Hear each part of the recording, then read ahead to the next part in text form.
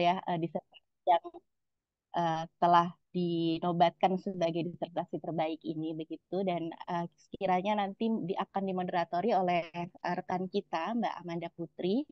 Sedikit aku sampaikan, Mbak Amanda merupakan mahasiswi S2 yang sekarang masih kuliah ya Mbak ya di Sejarah Universitas Indonesia dan dia berminat untuk melanjutkan tesisnya atau mengembangkan tesisnya dengan judul tentang atau tema tentang sejarah kesehatan dan kecantikan wanita ya. Ini luar biasa juga. Baik, untuk mempersingkat waktu, saya persilahkan Mbak Amanda untuk mulai menghandle acara ini atau acara diskusi ini. Silakan Mbak Amanda.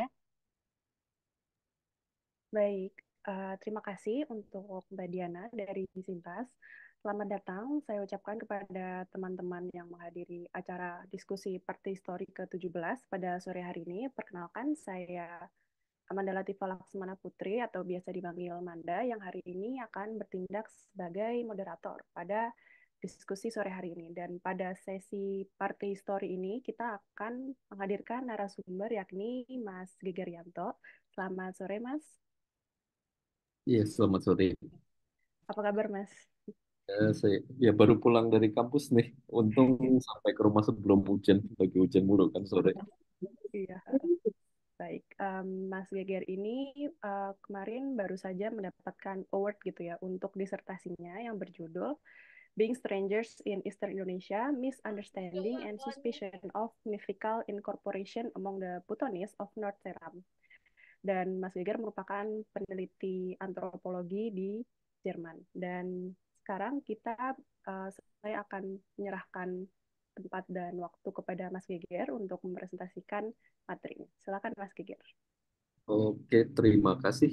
Terima kasih kepada Sintas dan kepada teman-teman yang sudah mengundang saya untuk diskusi pada kesempatan ini. Saya akan sharing screen saya dan saya sudah mempersiapkan materi untuk presentasi hari ini. Jadi saya udah bikin timing dan timingnya itu mungkin 30 menit deh. Kurang lebih 30 menit. Silahkan aja kalau udah ada pertanyaan mungkin juga bisa ditaruh di chat dulu dan saya akan eh, dengan senang hati menanggapinya setelah presentasi.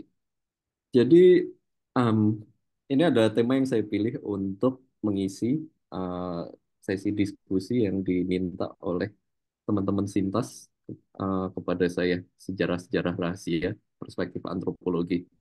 Jadi saya mau minta izin dulu karena pertama-tama yang akan saya lakukan adalah berbicara tentang apa yang bukan jadi fokus disiplin saya, melainkan fokus disiplin teman-teman yang ada di sini. Jadi saya sedang bertamu ke tempat teman-teman sejarah dan akan mencoba berbicara sedikit tentang sejarah, tapi dari perspektif antropologi. Dan ah, yang paling pertama pengen saya sampaikan adalah saya mau menyampaikan sedikit paparan tentang apa itu sejarah. Dan ini bukan dari saya. Ini bukan dari saya, jadi satu hal itu yang pernah kita sampaikan dulu. Ini bukan dari saya. Sejarah itu merujuk kepada catatan atau rekaman terhadap peristiwa, kejadian, dan perkembangan yang terjadi di masa lampau. Sejarah memungkinkan kita untuk memahami bagaimana masyarakat, peradaban, dan bangsa-bangsa telah berkembang dari masa ke masa, serta bagaimana peristiwa masa lalu dapat memengaruhi kondisi saat ini. Jadi, saya akan langsung mengakui saja bahwa pengertian ini adalah pengertian yang saya coba ambil segenerik-generiknya. Dan gimana cara saya mendapatkan pengertian yang segenerik-generiknya? Saya ambil dari ChatGPT. Saya ambil dari. Jadi ini adalah cara saya untuk biasanya kalau di dalam kelas gitu mau cari pengertian yang paling generik dulu apaan dan biasanya kan itu kalau di dalam kelas untuk mencoba menguliti itu kan atau membangun sesuatu di atas itu. Ini datang dari ChatGPT dan ketika kita bicara soal sejarah, sejarah itu pengertian paling generiknya kelihatannya merujuk pada catatan tentang masa lalu. Dan itu juga sepertinya yang dicoba dikaji oleh teman-teman sejarah. Tentu aja nanti kalau teman-teman sejarah ada sesuatu yang ingin didiskusikan, kita bisa diskusikan nanti. Nah, eh, jadi saya kurang lebih berangkat dari bahwa oleh teman-teman sejarah, sejarah menjadi objek studi, tetapi yang menjadi fokus daripada teman-teman di sejarah ini adalah apa sejarahnya, apa masa lalunya. Sejarah itu yang menjadi objek studi itu sendiri. Jadi apa yang terjadi di masa lalu itu kemudian berusaha untuk coba digali dan dilihat dari catatan-catatan yang ada. Dilihat bahkan kalau kita lihat dari perkembangan termutakhir diskusi di sejarah ya, bahkan mungkin masuk ke juga sejarah-sejarah yang sifatnya lisan. Nah, dalam antropologi, saya akan mulai masuk ke dalam antropologi. Dalam antropologi, kita tidak pernah bicara soal sejarahnya itu apa. Dan ini yang saya selalu tekankan ketika ada diskusi dengan mahasiswa. Jadi beberapa kali saya ngajar di kelas dan beberapa kali saya menemukan teman mahasiswa itu punya semacam tema riset yang mereka udah pengen banget meriset itu. Saya tanyakan kan biasanya di kelas kira-kira rencana tesisnya apa atau rencana skripsinya apa gitu kan. Pengen tahu gitu kan, pengen tahu mereka apa. Dan yang apa yang biasanya muncul itu suka mereka nggak bisa membedakan antara apa yang akan dilakukan kajian sejarah terhadap sejarah dan kajian antropologi terhadap sejarah. Dan ketika itu yang terjadi, saya akan langsung mengatakan bahwa ketika Anda mempelajari sejarah, ketika kalian mempelajari sejarah dari sudut pandang sejarah, kalian melihat sejarah itu dari apa sejarahnya gitu kan. Tapi ketika kita bicara dari sudut pandang antropologi, selalu fokusnya adalah oke ada sejarah, tapi untuk apa? Jadi untuk apa sejarah? Dan dalam pengertian ini kita sebenarnya mulai masuk ke dalam definisi-definisi yang sifatnya ya kalau teman-teman dari antropologi atau ilmu sosial mungkin tahu ini gitu. Definisi yang sifatnya fungsionalis tentang sejarah. Bahwa sejarah itu dilihat selalu dari fungsinya terhadap formasi sosial atau terhadap masyarakatnya. Jadi sejarah dalam perspektif antropologi itu kita bicara bukan bagaimana itu dipakai untuk melihat ke belakang, tapi dipakai untuk bagaimana itu melihat formasi sosial. Bagaimana dia dilihat untuk melihat yang sekarang, formasi atau tatanan sosial yang ada sekarang. Jadi kita berangkat dari situ. Ini saya baru mulai coba lay foundation untuk apa yang akan saya uh, sampaikan selanjutnya. Nah, jadi kurang lebih itu. Ketika saya bicara apa itu perspektif antropologi atas sejarah, saya berbicara tentang bagaimana sejarah itu digunakan untuk apa sejarah gitu kan. Jadi selalu pertanyaannya kalau dalam antropologi itu untuk apa sejarah. Jadi bukan sejarah dilihat dari bagaimana dia benar-benar terjadi di masa lalu, tapi bagaimana apa yang dipahami masyarakat sekarang atau komunitas sekarang atau kelompok sekarang tentang sejarah itu dipakai dan diberdayakan. Jadi itu yang jadi fokus daripada antropologi, kajian antropologi tentang sejarah. Jadi, nah itu dia. Kemudian ketika kita bicara tentang sejarah rahasia itu saya yakin di antara teman-teman sejarah itu selalu menyangkut tentang sejarah-sejarah yang ya boleh dibilang dalam tanda kutip pseudo sejarah gitu kan. Dan contohnya adalah buku-buku ini. Jadi ketika kita bicara tentang buku-buku ini, hal paling pertama yang mungkin muncul di kepala kita adalah ya ini ada buku-buku yang disusun ya dengan biasanya nalar-nalar yang sifatnya konspiratif. Jadi berusaha untuk melihat apa yang terjadi dalam sejarah dan nggak pernah diketahui dalam sejarah mainstream, tapi dalam kenyataannya banyak yang ketika bicara soal sejarah rahasia ya, orang-orang membayangkannya ya sejarah rahasia ya sejarah yang disembunyikan dan sejarah yang kontroversial.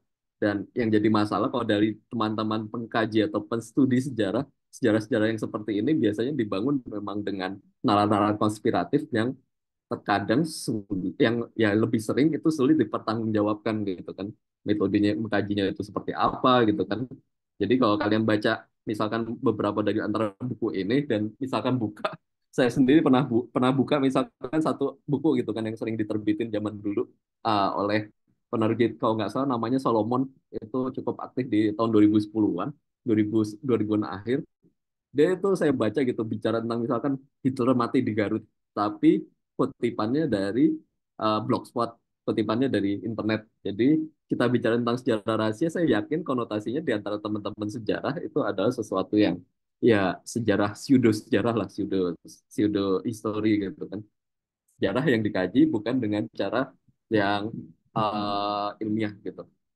Tapi, nah saya akan mengkaji sejarah yang seperti itu. Saya akan mengkaji sejarah yang seperti itu, tapi saya akan coba nanti kasih twist sedikit. Dan twist saya adalah bahwa rahasia itu adalah sesuatu yang pasti ada dalam setiap masyarakat, itu satu. Jadi ini adalah aspek yang saya kaji kan dalam dalam disertasi saya, dan saya mengkaji nih orang gimana orang Buton di Maluku saat itu mengasumsikan bahwa yang dipahami secara sejarah yang dipahami secara meluas gitu di antara masyarakat Maluku itu memiliki rahasia. Kenapa? Karena dia menyembunyikan sesuatu yang apa namanya, sesuatu yang ya ketika diungkap, orang-orang yang berkuasa, kelompok yang menguasai tanah di sana itu akan dipermalukan. Jadi sejarah rahasianya itu bukan cuma sesuatu yang sebetulnya punya konotasi negatif dalam pembicaraan sejarah, tapi sejarah rahasia itu juga biasanya bersangkutan dengan pertarungan antar kelompok dan usaha-usaha untuk melegitimasi keberadaan satu kelompok di satu lokasi gitu. Nanti kita akan masuk ke sana.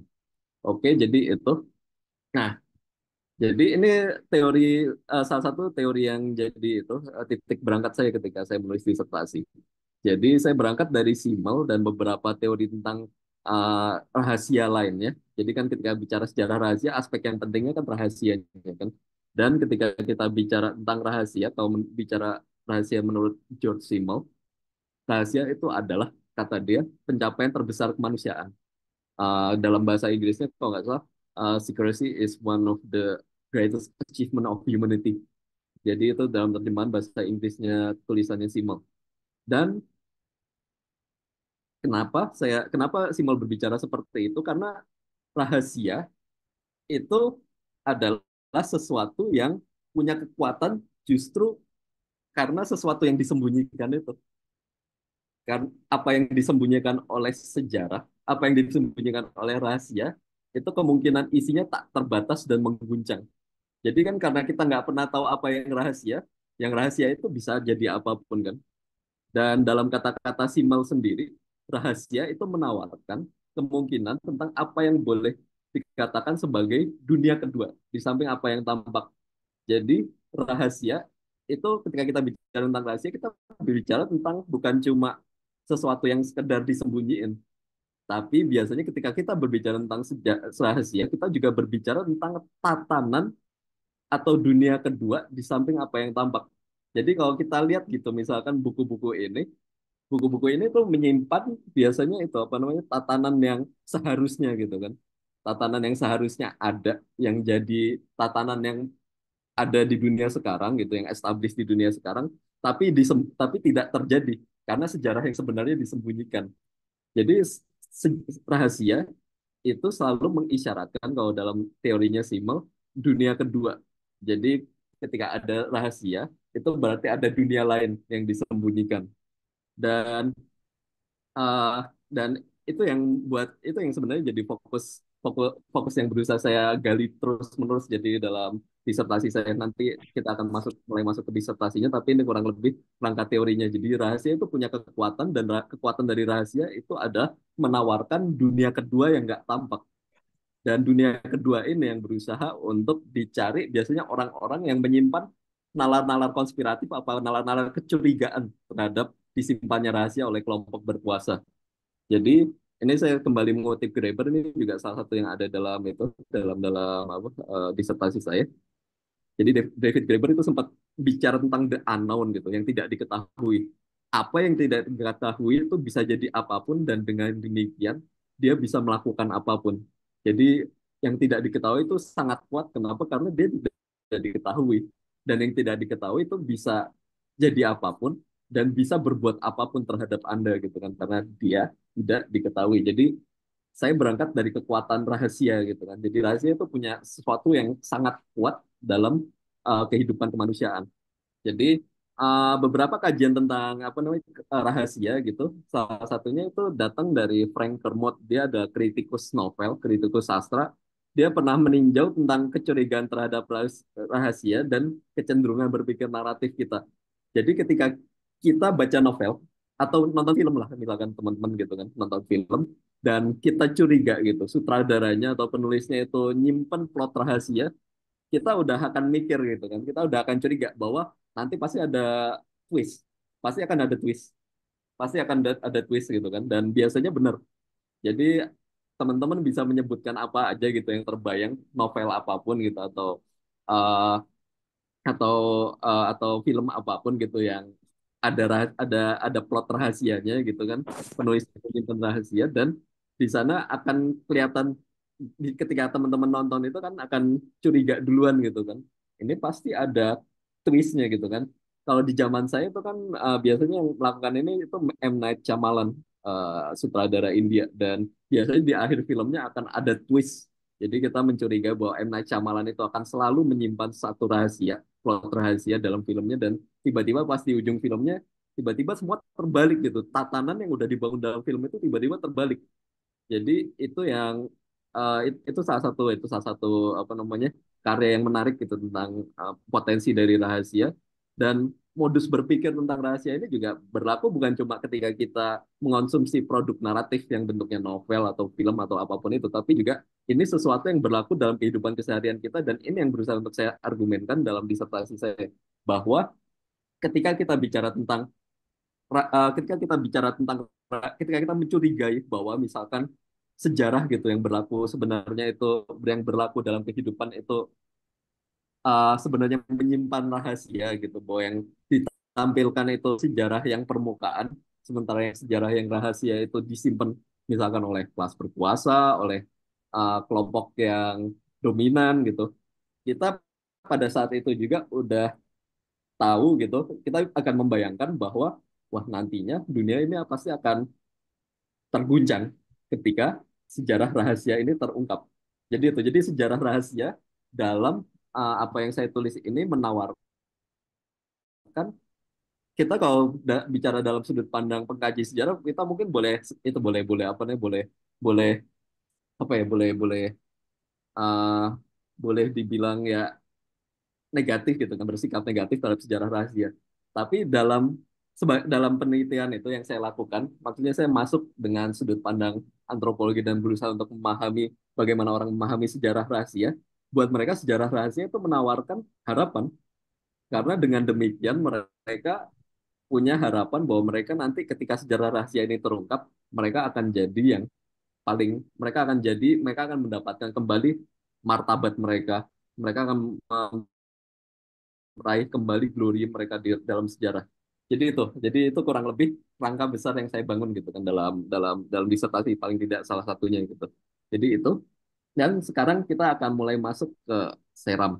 Jadi ketika kita bicara tentang seram dan rahasia, ketika kita bicara tentang seram, jadi tempat penelitian saya itu di Seram, dan Seram ini lokasinya ada di Maluku, atau di di Maluku. Jadi kalau teman-teman itu pergi ke Maluku, yang paling pertama, jadi masuk pertama kan langsung akan ke Ambon kan. Jadi ketika masuk ke Ambon sini, kalian akan perlu itu dulu, perlu perlu pergi ke sini dulu, perlu pergi ke Pelabuhan Tulehu, lalu kemari baru sampai ke Pulau Seram. Pulau Seram ini pulau yang cukup besar, dan dia sebenarnya termasuk pulau ke-9 terbesar di Indonesia. Dan sejarah dalam konteks Seram, jadi ketika saya masuk ke sana dan bicara tentang sejarah, sejarah itu menjadi sesuatu yang semua orang itu ketika saya angkat takut. Kenapa takut? Karena ketika bicara tentang sejarah, sejarah itu udah langsung lekat dengan kontroversi, lekat dengan pengakuan apa klaim yang provokatif, dan juga ya segala hal yang mungkin buat orang-orang ya itu kontroversial. Jadi ketika saya berusaha untuk nanya sejarah gitu kan ke orang-orang, banyak yang nggak berani untuk ngomong ke saya. Paling pertama yang mereka lakukan adalah mereka akan mengarahkan saya ke biasanya orang-orang tua, atau misalkan bilang bahwa oh, ada yang tahu sejarah sebenarnya. Tapi yang tahu sejarah sebenarnya itu orang yang udah meni- apa misalkan tinggal jauh dari lokasi mereka, misalkan tinggal di Ambon, tinggal di Seram Barat, ketika yang saya teliti itu tinggal di Seram Utara. Jadi sejarah yang benar itu selalu nggak ada bersama mereka. Sejarah yang benar, sejarah yang sesungguhnya itu selalu ada jauh dari mereka. Ketika disebut sejarah satu hal, mereka selalu merasa itu adalah hal yang nggak bisa mereka bicarakan karena menakutkan gitu, punya potensi untuk mengupset gitu kan tatanan, itu satu. Dan kedua, ketika bicara tentang sejarah, mereka juga selalu membayangkan itu adalah sesuatu yang ada di tempat yang jauh, entah itu ada di yaitu orang-orang yang udah nggak di generasi mereka, atau itu ada di tempat yang jauh dari mereka, atau misalkan disimpan gitu di gereja gitu, dengan penjagaan, sehingga dengan penjagaan yang sangat ketat sehingga orang-orang awam itu nggak mungkin untuk meraih sejarah. Jadi sejarah itu hampir selalu ketika kita bicara di sana adalah sejarah rahasia. Pokoknya selalu ada konotasi rahasia di sana. Nah, pertanyaannya adalah kenapa gitu kan? Kenapa? Nah, karena ketika kita bicara tentang apa namanya, ketika kita bicara tentang seram, dan saya juga percaya saya nggak cuma berbicara tentang seram, saya berbicara tentang satu tatanan yang khas dari Austronesia.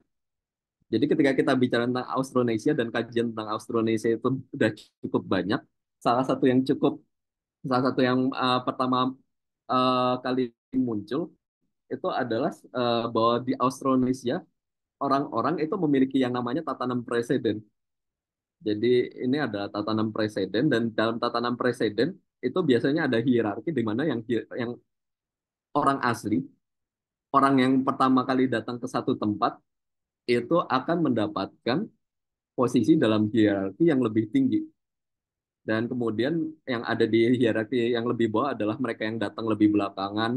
Dan kemudian di tiap-tiap tempat yang berbeda, ketika kita bicara di Maluku ini seperti ini yang berlaku. Jadi yang pertama kali yang posisinya lebih tinggi adalah mereka yang orang asli, dan kemudian orang asli biasanya adalah mereka yang tinggal di gunung, dan mereka yang tinggal di gunung, mereka yang lebih dekat dengan orang asing biasanya adalah orang yang tua-tua gitu kan. Sementara orang yang posisinya dalam hierarki itu lebih rendah itu adalah pendatang, dan kemudian orang pantai dan anak muda. Kenapa kemudian tatanan presiden ini muncul gitu di sangat banyak di sangat banyak dari dunia Austronesia, yang berarti bukan cuma di Maluku kan, berarti ada juga di Lombok, kemudian di Papua, dan kemudian di Papua pesisir khususnya, kemudian di Sulawesi, di pada dasarnya Asia Tenggara kepulauan lah.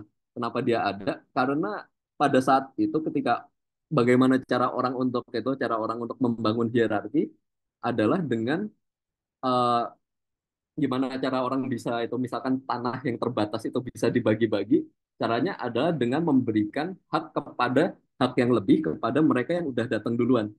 Jadi mereka yang udah datang duluan itu akan menjadi orang yang lebih punya kekuasaan atas daerah tersebut. Dan biasanya yang kemudian datang belakangan itu akan minta izin untuk tinggal di sana bersama mereka. Dan apa yang bisa mereka tawarkan gitu. Misalkan ada yang bisa menawarkan kemampuan berdagang, ada yang bisa menawarkan kemampuan apa.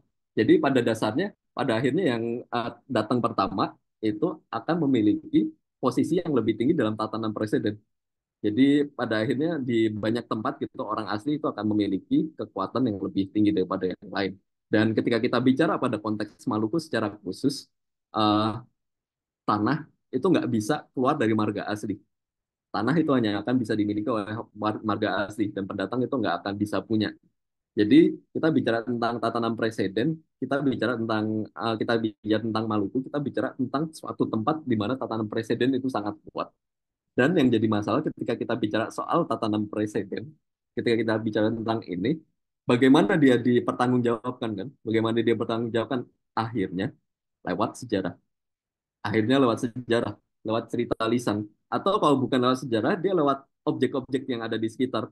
Jadi mungkin di teman-teman di sini sempat lihat video saya sempat ngomong gitu bahwa sejarah itu, objek sejarah itu sebaiknya nggak dimuseumkan. Itu sebetulnya saya nggak ngomong seperti itu, tapi saya ngomong bahwa dalam sejarah keseharian, dalam keseharian masyarakat, sangat banyak objek sejarah khususnya di kampung-kampung yang punya fungsi sosial, yang punya fungsi untuk mengingatkan mereka tentang formasi sosial mereka gitu.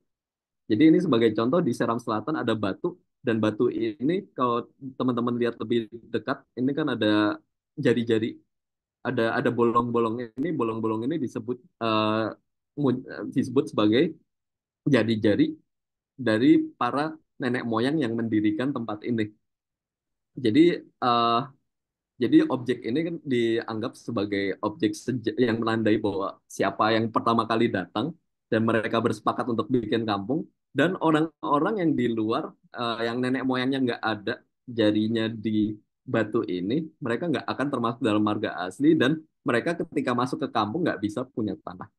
Jadi eh, kemudian dalam konteks ini sejarah itu punya fungsi dan fungsinya itu ada fungsi menginklusi dan mengeksklusi. Fungsinya adalah untuk memastikan siapa yang tetap ada di presiden tinggi dan siapa yang tetap ada di presiden rendah. Jadi ketika kita bicara dalam sejarah, kenapa dia dalam konteks seram, kita bicara tentang gimana dia itu selalu akan selalu dimanfaatkan untuk memastikan bahwa tanah atau segala yang berharga itu menjadi milik dari kelompok tertentu atau marga asli di sana. Sehingga sejarah itu memiliki nilai yang sangat besar. Tapi, nah pertanyaannya adalah, kenapa? Pertanyaannya adalah gimana ketika sejarah ini dilihat dari perspektif mereka yang nggak punya tanah.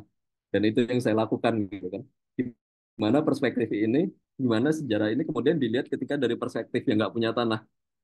Gimana ketika kita melihatnya dari perspektif orang-orang pendatang yang ketika datang ke sana, mereka nggak mungkin untuk punya tanah gitu kan, karena mereka udah dari awal ya statusnya pendatang, ya bisa di sana kan termasuk orang Tionghoa, termasuk orang Arab, tapi yang paling banyak di sana tentu saja adalah orang Buton atau orang dari Sulawesi Tenggara.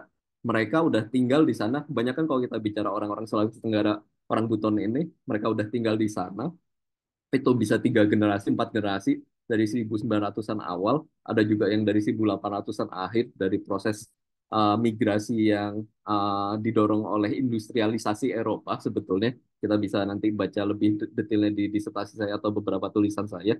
Dan mereka kendati udah tinggal di sana dan nggak punya kampung lain, mereka harus mereka harus nggak bisa punya tanah karena semata mereka nggak masuk dalam marga asli gitu.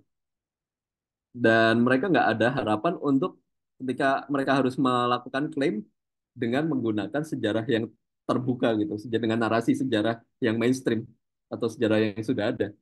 Dan pada titik itulah, nah ketika kita bicara orang Buton itu jumlahnya sangat banyak di konteks Maluku. Dalam konteks Maluku itu jumlahnya sangat banyak, tapi pada saat yang sama mereka posisinya memang nggak dominan gitu kan, posisinya nggak bisa punya tanah, nggak bisa jadi pemerintah di desa, sehingga akibatnya mereka harus ya biasanya ber resortnya ke melaut atau berdagang.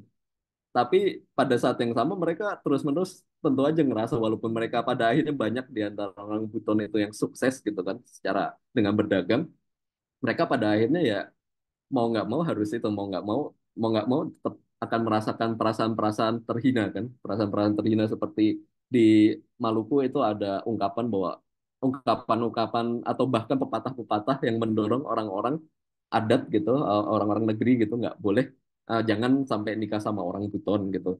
Jadi banyak pernyataan-pernyataan yang biasanya kalau dalam keseharian itu buat orang Buton, buat mereka itu sangat mempermalukan mereka gitu kan. Nggak boleh nikah sama orang Buton, terus kemudian mereka nggak boleh punya tanah, mereka dibilang pendatang, dan ketika terjadi konflik 99 sampai dengan 2002 itu di Ambon, mereka adalah salah satu target pertama untuk pengusiran dan pada kenyataannya memang memang dengan dalam jumlah yang sangat besar mereka bermigrasi kembali ke Buton dan ketika mereka bermigrasi kembali ke Buton karena konflik itu mereka nggak betah gitu balik di Buton karena pada dasarnya itu bukan tanah mereka, tapi ketika mereka balik ke Ambon, ketika mereka balik ke Maluku, mereka tetap dikatakan bahwa mereka pendatang dan mereka nggak, tanah itu bukan tanah milik mereka. Dan apa yang bisa dilakukan ketika orang dihadapkan dengan kondisi seperti ini? Sejarah rahasia. Jadi kalau saya mencatat gitu, ada beberapa sebenarnya narasi sejarah rahasia kalau kita bicara dalam konteks Maluku dan kebanyakan itu memang dikembangkan oleh kelompok kelompok Muslim dan kelompok Muslim dan kelompok Buton. Dan salah satunya ini. Jadi ini adalah perjanjian yang mengawali sejarah di Seram Utara. Jadi ini sebenarnya kita berbicara tentang sejarah yang mainstreamnya gitu kan. Sejarah mainstreamnya adalah dalam perjanjian yang ada di Seram Utara, orang-orang itu berkumpul, orang-orang tetua-tetua adat itu berkumpul di tengah di sini, dan kemudian mereka itu menentukan siapa di antara orang-orang ini masyarakat gitu, ini orang-orang pertama, Dan mereka itu berdasarkan kesepakatan di sini mereka diutus untuk tinggal di berbagai wilayah Seram. Jadi seperti cerita mungkin seperti cerita itu ya cerita saya nggak tahu cerita cerita kitab suci juga seperti itu kan. Jadi diutus untuk tinggal di tempat-tempat yang berbeda-beda. Dan kalau menurut itu kalau nah ini dia ketika kita bicara narasi seperti ini itu meskipun berbeda-beda itu ada di setiap tempat di Seram Barat, Seram Timur, Seram Utara, di setiap tempat Seram itu ada narasi yang kurang lebih bicara bahwa orang-orang pertamanya tinggal di tempat yang sama, kemudian mereka menyebar ke berbagai penjuru. Jadi narasinya seperti itu, tapi nah itu dia ketika orang ketika ini sampai gitu ke antara orang Buton dan orang Buton itu juga merasa bahwa apa namanya mereka itu punya tokoh itu mereka punya tokoh tokoh dalam sejarah yang diakui oleh orang-orang Seram gitu dan tokoh dalam sejarah itu namanya Laodewuna jadi dia adalah tokoh eh, yang berbadan ular setengah ular gitu dari pinggang ke bawah dan setengah manusia dari pinggang ke atas dan ini sebenarnya adalah tokoh yang ada dari mitos yang berkembang di Muna, Pulau Muna, Sulawesi Tenggara. Tapi di sana mitosnya itu nggak punya arti apa-apa selain cerita cerita cerita cerita tentang itu, cerita tentang pangeran yang diusir karena dia melakukan tindakan yang skandal, tindakan yang berkonotasi, ya tindakan yang bersifat skandal di kerajaannya. Tapi karena dia diusirnya ke Seram, di Seram berkembanglah cerita-cerita tentang Laodewuna ini. Jadi tentang Laodewuna ini banyak berkembang cerita gitu, justru bukan di Muna, tapi justru di Seram. Jadi ketika bicara tentang Laodewuna ini, dia itu diceritakan ketika di Seram, udah diusir sama keluarganya, dia itu masuk apa namanya, dia kemudian ada banyak cerita gitu, dan nanti itu bisa teman-teman bisa browsing di internet itu sangat banyak dan salah satu ceritanya adalah dia kemudian menikah dengan anak raja dan kemudian jadi raja gitu kan di salah satu masyarakat Seram. Dan ini adalah salah satu gambarannya Laudewuna gitu kan. Laudewuna ada di sini. Jadi kurang lebih sebenarnya dia diakui dalam mitos atau sejarah orang-orang Seram. Nah, dengan keberadaan Laudewuna ini, dia masuk ke ke sejarah Seram gitu. Orang-orang jadi merasa bingung gitu kan kita orang-orang pendatang tapi kok ternyata ada gitu kan itunya ada representasinya dalam mitos orang-orang Seram. Dari situ mulai muncul kecurigaan-kecurigaan akan sejarah rahasia bahwa rahasia itu ya itu apa namanya bahwa ketika berbicara tentang sejarah itu ada bentuk itunya bahwa ketika bicara tentang sejarah yang berkembang di Seram kenapa kita yang dibilang orang pendatang nenek moyang kita ada di gambar ini. Ini kan gambar yang dari masa lalu, tapi kenapa ada Laude Buna di sini? Kecurigaan-kecurigaan itu berkembang. Jadi karena adanya representasi Laude Buna ini gitu kan. Dan kecurigaan-kecurigaan itu sampai sekarang terus-menerus bergulir gitu. Jadi bukan cuma kemudian lewat narasi Laude Buna ini karena mereka melihat ada Laude Buna di sini atau kemudian orang-orang di sana juga cerita tentang Laude Buna, tapi juga misalkan tentang Patimura gitu kan. Patimura kalau teman-teman yang mungkin di sini udah dengar gitu kan, uh, narasi Patimura itu kan Patimura sebagai pejuang Muslim itu kan cukup mungkin udah sempat didengar ya dari karya-karya sejarah alternatif. Tapi ketika kita bicara dalam konteks di Maluku itu sebuah narasi sejarah yang sebenarnya cukup luas ada di mana-mana. Khususnya di antara kelompok Muslim dan juga di antara teman-teman Buton gitu. Kenapa itu kemudian dipercaya? Karena itu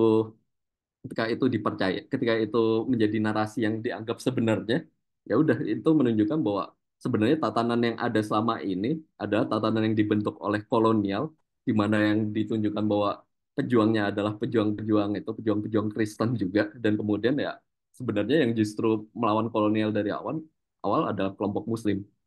Jadi kita bisa melihat bahwa sebenarnya dalam dalam dalam berbagai konteks ketika kita berbicara tentang sejarah nggak kita bicara tentang sejarah atau sejarah rahasia itu menawarkan harapan. Dan ini adalah satu gambar lagi, mungkin kita bisa nanti lanjut ke diskusi ya. Ini adalah sebelum itu saya akan ceritakan ini satu gambar lagi. Jadi orang-orang Buton kemudian membuat sebuah itu apa namanya sebuah eh, deklarasi adat. Dan kalau teman-teman itu bisa melihat di sini lebih dekat gitu kan, di sini ada tulisan ribuan tahun menanti saatnya adik dan kakak Alifuru dan Hutuno atau Buton menyatu gitu. Jadi deklarasi adat ini dibuat di sekitar tahun 2016 dan dibuat dengan bekerja sama dengan orang-orang yang diakui sebagai orang asli di Seram, orang-orang yang diakui sebagai orang yang udah lama tinggal orang yang diakui sebagai orang asli di Seram.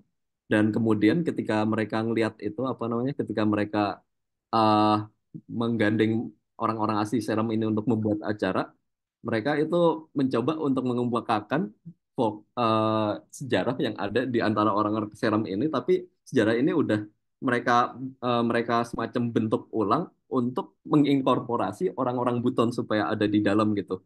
Dan ini kemudian dipakai dan ditampilkan di berbagai media gitu kan, di sosial media, di halaman sosial media untuk menunjukkan bahwa orang-orang Buton itu ada dari dulu.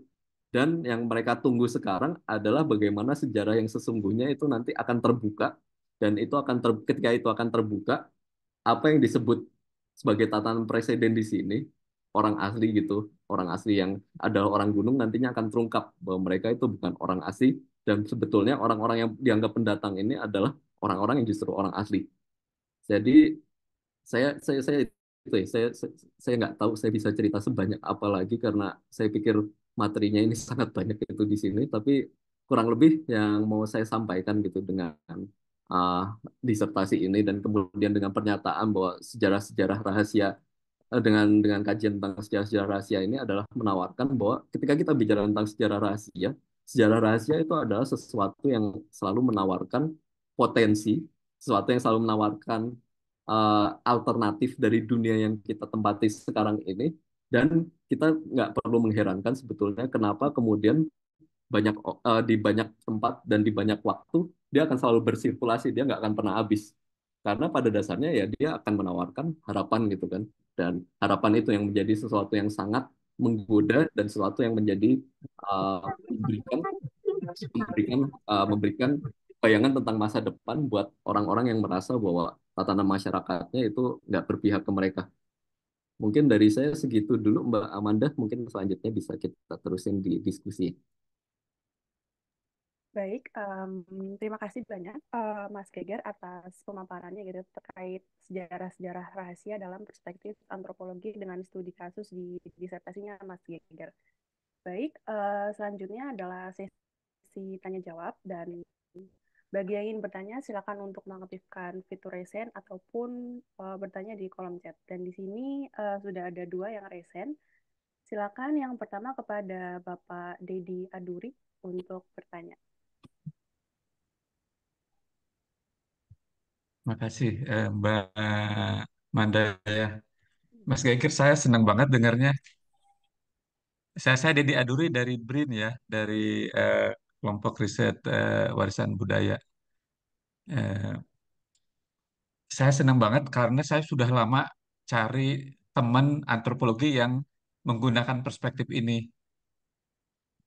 Selama ini sejarah ya digarap teman-teman sejarah yang bicaranya tentang history ya, masa lalu, kaitan ke contemporary apa realitisnya ditarik indirectly. Jadi Mas Geger menariknya ini apa melihat contemporary world seperti halnya diucapkan di awal ya, menjelaskan realitas sekarang dengan melihat sejarah. Pertama itu. Yang kedua, salut juga menggunakan istilah eh, apa tadi sejarah sejarah apa eh, rahasia ya. Sejarah rahasia. Sebenarnya dari segi materi, tadi Mas Geger juga kan sudah mengatakannya, ini bukan sesuatu yang baru. Kalau kita baca, baca utamanya saya nggak tahu Mas Geger terekspos nggak ke The Austronesien Project di ENU, tulisan-tulisan mereka tentang naratif origin ya. Ini menjelaskan hal itu. Dan saya menggunakan, karena kebetulan saya lulus dari ENU menggunakan perspektif itu dan menjelaskan sebenarnya eh, bagaimana eh, dengan menggunakan, saya menyebutnya narrative of origin ya, eh, menjadi sumber legitimasi dari klaim-klaim kekuasaan, baik political power maupun kekuasaan-kekuasaan atas lahan, atas. Nah tadi Mas Geiger juga menjelaskan itu. Nah yang saya ingin tanya sekalian juga saat kalau ini udah selesai, minta share ya Mas Geiger, nanti kita share kontak masing-masing. Saya sudah share tulisan saya juga di chat tadi. Nah, yang saya ini, Mas Geger, saya basisnya di K, tapi saya juga menarik beberapa kajian pada saat menjelaskan K ke eh, Maluku yang lain ya. Jadi kalau kita lihat level of history-nya, itu setidaknya ada dua menurut saya, Mas Geger. Kalau di K ya, saya ingin dapat konfirmasi kasusnya diseram sama enggak. Jadi dia menjelaskan, yang pertama menjelaskan cerita asal-usul dari marga-marga utamanya, orang-orang yang establishing tradisional domainnya, ya komunitasnya, bisa komunitas negeri atau kalau di kayak itu Ohoy namanya atau Ratskap ya menceritakan itu. Nah, jadi perkelindahan antara marga-marga yang kemudian membentuk desa itu. Di dalam konteks itulah mereka kemudian melalui sejarah itu sejarah itu dibukukan sebagai tracing pada saat mereka mendiskusikan tentang distribusi kekuasaan dari pemerintahan politik ya dalam tanda kutip pemerintahan politiknya jadi pemerintahan semacam administratif negeri ya kalau di eh, Maluku Tengah atau Ohoy di Maluku Tenggara dengan territorial governance bicara tentang petuanan. Ketemu istilah petuanan nggak, Mas Geger, di itu? Jadi, dan yang indigenous itu seringkali berasosiasi disebut mereka sebagai tuan tanah. Mereka yang menguasai territorial domain. Tapi pendatang di dalam level sejarah itu ya adalah yang kemudian menjadi stranger king. Orang-orang yang menjadi raja-raja itu di situ. Tapi originalnya adalah orang-orang yang sebenarnya punya kuasa di dalam konteks political governance saja. Dalam konteks itu kita bicara precedence. Jadi kalau kita bicara political governance, maka penguasanya adalah stranger king itu para pendatang-pendatang itu yang integrated ke uh, local communities, biasanya kawin mawin atau ada histori tertentu dengan indigenous-nya yang mereka sebut generically sebagai tuan tanah, marga-marga tuan tanah yang punya kuasa tentang territorial power, domain, territorial governance-nya. Nah, pertanyaan saya, di Seram kayak gitu nggak? Nah, yang kedua, itu kemudian sejarah yang dalam tanda kutip kontemporer nih, yang sekarang, yang saya duga tadi cerita-cerita yang Buton yang sekarang itu, yang baru yang nggak ada di legenda mereka atau naratif of origin mereka, adalah pendatang-pendatang yang 2-3 generasi saja baru-baru datang. Nah, itu lain tuh, tidak masuk ke dalam history yang kalau dalam bahasa Mas Gegen mungkin rahasia itu, tetapi contemporary history. Nah, di K juga ada begitu, dua lapis begitu. Termasuk orang Buton, di sini ada Kang Tasrif ini. Saya kebetulan 4-5 tahun lalu fokus ke tentang cerita orang Buton di sana. Jadi ada orang Buton yang integrated ke dalam konteks Mas Geiger bicaranya sejarah rahasia. Jadi itu level yang pertama itu. Nah, dalam konteks itu ada nama-nama marga yang Buton.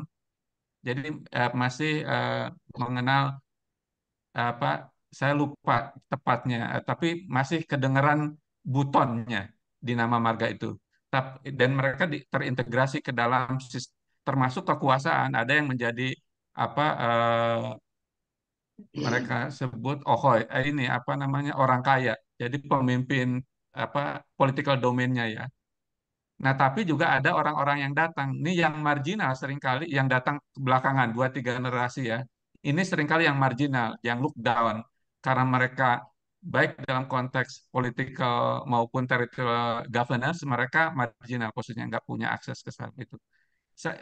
Itu, saya ingin konfirmasi aja. Mas Geger menemukan realitas itu nggak di Seram? Apa ini khas kayak aja? Terima kasih. Oke, terima kasih Kang Deddy. Kebetulan saya senang, maksudnya ini kan sebenarnya percakapan yang nggak banyak yang itu ya membuka gitu kan. Ketika kita bicara tentang apa namanya order of precedence di apa namanya Seram dan di Maluku, dan khususnya gimana orang Buton kemudian terintegrasi ke sana gitu kan. Ini kan hal-hal yang sayangnya memang nggak banyak yang membicarakan, tapi Mm-mm. saya ngerasa ini jadi kesempatan yang sangat sangat berharga gitu ketemu Kang. Makanya saya senang Mas Geger bahas ini. Nggak banyak teman saya.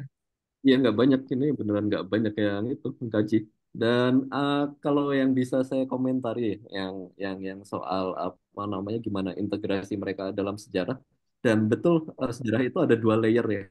Jadi sejarah yang recent dan sejarah yang rahasia gitu, sejarah yang baru-baru ini, dan itu selalu bisa mereka konfirmasi kan. Jadi itu terkait dengan kedatangan mereka, dan kedatangan mereka memang saya yakin di K juga kurang lebih sama gitu kan, berarti kan dari akhir abad 19 dan awal abad 20 kan, sampai ke situ mereka biasanya masih bisa mengkonfirmasi itu kan, karena ceritanya juga masih baru datang dari kakek dari teteh mereka gitu kan, mereka teteh mereka masih bisa cerita langsung, dan kemudian itu juga suka masih ada tuh di sejarah-sejarah kampung. Sejarah-sejarah kampung kan biasanya memang diminta ketika itu ya, ketika ketika mau bikin kampung jadi kampung administratif atau keperluan-keperluan administratif lainnya.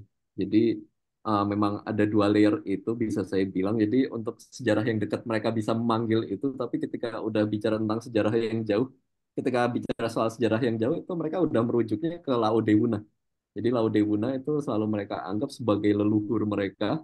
Jadi itu mereka selalu bilang ada tuh ada dua dua gelombang kedatangan orang Buton. Jadi orang Buton yang datang pas zaman teteh mereka atau kakek mereka sendiri, dan yang datang pas zaman ya mereka nggak bisa menyebut apa gitu, tapi itu selalu mereka gambarkan sebagai zaman nenek moyang gitu. Dan yang datang pas zaman nenek moyang itu adalah yang itu teteh ular itu. Jadi dipanggilnya itu makhluk dengan fitur mitologis yang makhluk dengan fitur mitologis ular ini selalu mereka rujuk sebagai teteh gitu. Dan itu menarik karena kan punya itu ya, punya konotasi hubungan yang sifatnya personal gitu. Dan kita kita bicara hubungannya di Wuna gitu, hubungan di Sulawesi Tenggara, kan mitos ini dibawa dari sana gitu. Di sana itu ya udah mereka dia panggil Laude Wuna doang, nggak dipanggil teteh. Jadi dia keberadaan Laude Wuna dalam cerita-cerita di antara orang-orang di Maluku ini menjadi kesempatan buat orang-orang Buton untuk aligning diri mereka dalam keturunan Laodewuna, di mana ya kalau Laodewuna udah datang dari dulu, berarti orang Buton udah ada dari dulu kan, dan itu memberikan mereka kesempatan. Dan itu menjawab tentang layer-layer sejarah yang ada terkait kedatangan orang Buton. Dan kalau kebanyakan dari itu di antara orang-orang Buton gitu dalam struktur pemerintahan desa, kalau kita bicara dalam struktur pemerintahan yang udah pada tingkatan daerah kan itu udah nggak hukum-hukum adat kan biasanya udah nggak diberlakukan lagi, tapi dia biasanya kan efektif di tingkatan negeri itu. Dan kalau di tingkatan negeri itu eh, yang ada adalah pertama di luar marga asli itu nggak bisa punya tanah buat nanam. Jadi mereka nggak bisa punya tanah untuk nanam tanaman umur panjang. Tanaman umur panjang itu mencakup cengkeh gitu kan, dan kemudian pala gitu, dan kemudian kopra gitu. Jadi tanaman-tanaman umur panjang ini nggak bisa mereka tanam di itu negeri gitu. Jadi orang-orang Buton ini nggak bisa tanam di situ, tapi mereka bisa punya rumah. Dan kedua, mereka nggak mungkin untuk punya perwakilan di Saniri, atau ketika pun mereka dibuatkan marga lokalnya pun itu nggak punya kekuatan di pemerintahan biasanya. Mereka nggak punya say apa-apa sebagai Saniri gitu. Dan itu yang terjadi paling nggak di tiga tempat ya, di yang saya tahu gitu kan, di tempat saya penelitian gitu, Wahai, dan kemudian kampung Butonnya itu adalah Parigi, dan kemudian di Sawai itu juga seperti itu, mereka dibikinin marga sendiri, tapi marga ini nggak punya kekuatan politik. Dan kemudian juga di Seram Selatan itu di apa namanya Yainuwelo. Jadi biasanya mereka kalau misalkan cukup dekat tinggalnya itu mereka dibikinin marga dengan kampung orang-orang adat itu, mereka akan dibikinin marga. Tapi kalau jauh biasanya dibikinin enclave aja atau kampung dusun sendiri gitu. Dan kampung dusun sendiri itu ya mereka akan tetap ada, tetap mesti koordinasi gitu karena di bawah jurisdiksinya negeri, negeri adat gitu. Mereka nggak bisa punya anggaran sendiri, beda dengan desa administratif atau desa-desa di Jawa gitu. Dan mereka ya yang ada di sana ya kepala dusun yang saya pernah dengar disamakan dengan kepala RT gitu di sana. Jadi waktu itu kepala dusun saya bilangin gitu, dibilangin sama aja sama kepala RT, sama itu orang-orang negeri gitu langsung marah. Apa itu saya kepala RT gitu. Jadi saya nggak tahu ya, mungkin mungkin itu untuk menjawab kurang lebih posisi mereka di struktur lokal seperti apa. Dan satu lagi tadi berarti apalagi Kang Deddy? Cukup dulu lah, cukup dulu. Nanti Oh, kayaknya kita panjang nih ngobrolnya, Mas Geger. iya, ya serius nanti jadi kepanjangan. Mungkin itu dulu ya, nanti kita bisa tukar nomor dan Ya, saya ya, main. makasih.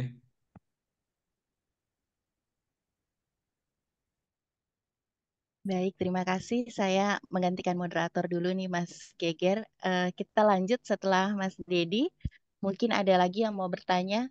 Silakan bisa langsung raise hand atau saya lihat di kolom chat belum ada. Oke, Mas Trino Groho. Mangga silakan, Mas. Geger, selamat. Keren, woi. Ya, saya Trinugroho pernah bareng sama Geger di satu paparan waktu itu ya, beberapa Ya, tahun. Eh, Keren. Aku pikir ini salah satu paper ketika aku sekolah di antropologi terkait sama analisis histori. Tapi ternyata ini menjadi jawabannya ya. Dulu masih punya pertanyaan saya. Sebetulnya kasus ini banyak dijumpai ketika kita ngomong konflik di tanah hutanan ya. Kamu belum masuk aja wilayah negaranya di situ.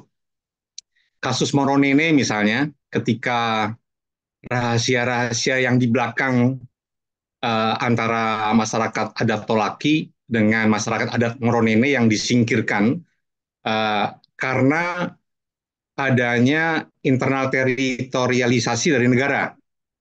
Nah, pertanyaannya sampai di mana batas mundurnya? Ya, mundurnya sampai tahun berapa dia? Kalau di wilayah konflik yang terisolir sama sekali, ceritanya simple. Tapi ketika dia sejarahnya panjang, saya nggak bicara kasus Palestina dan Israel ya. Ini ceritamu menuju ke sana sebetulnya. Sejarah rahasia dari konflik berkepanjangan, kemudian tarik ke belakangnya sejarahnya sampai tahun berapa, sampai kapan itu? Apakah harus merujuk pada sebelum Masehi gitu ya?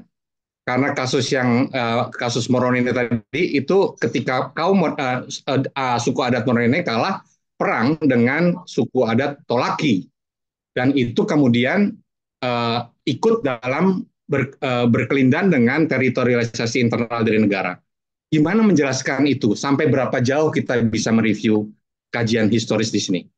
Sementara itu, tapi ya. keren. Makasih. Terima kasih Mas Tri. Nah, eh, pertanyaannya sangat menarik karena biasanya peristiwa sejarahnya itu akan mensyaratkan sejarah periode sejarah yang berbeda ya. Biasanya kan beberapa kayak misalkan di Buton sendiri dan di Buton di Sulawesi Tenggara sendiri kan ada persaingan internal yang cukup kencang, rivalitas politik yang cukup kencang di antara orang Muna dan orang Buton. Dan sejarah yang biasanya dipakai adalah sejarah tentang gimana mereka berdua itu menjadi kakak adik dan itu sejarah yang boleh dibilang ya mungkin saya nggak tahu mungkin bisa kalau kita bayangkan gitu kan bayangkan secara awam gitu mungkin itu terjadi ya masa kerajaan 400-500 tahun lalu gitu kan. Tapi yang menarik kalau kita bicara soal Seram adalah Seram itu di Seram orang masyarakatnya itu punya punya kepercayaan bahwa mereka adalah asal usul peradaban. Mereka adalah asal usul manusia. Jadi ini udah dicatat berulang kali dan dari antropolog di masa lalu gitu kan banyak yang orang-orang itu berpandang orang-orangnya berbagai masyarakat di sana itu pandangannya mereka adalah asal usul peradaban manusia berasal dari mereka di antara orang-orang Maneo yang tinggalnya di di itu di apa namanya Seram Utara Tengah mereka itu berpandangan bahwa ketika Queen Elizabeth itu asalnya dari mereka. Jadi mereka akan menarik keturunannya dari salah satu keluarga mereka yang keluar kemudian pergi ke Inggris dan kemudian tinggal di Inggris dan kemudian menjadi Queen Elizabeth. Jadi kalau kita bicara di Seram itu di mana-mana kepercayaannya adalah mereka adalah asal usul dari manusia gitu, asal usul dari manusia. Jadi manusia pertama itu berasal dari selam. Jadi kayak perjanjian yang saya tunjukkan tadi gambarnya itu adalah benar-benar asal usul manusia. Jadi manusia berasal dari perundingan pertama di salah satu gunung di Seram dan mereka kemudian menyebar ke seluruh dunia. Dan yang kemudian berusaha untuk diintervensi dengan narasi sejarah yang datang dari antara orang-orang kecurigaan orang-orang Buton ini adalah narasi sejarah asal mula itu, narasi sejarah asal mula itu. Jadi benar-benar ditariknya itu mundur ke belakang banget.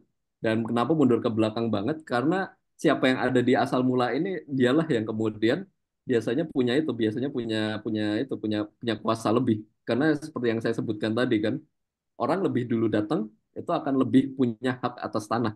Dan itu yang berlaku di Austronesia gitu. Yang lebih pertama datang adalah mereka yang akan punya hak lebih atas tanah, punya privilege lebih atas tanah.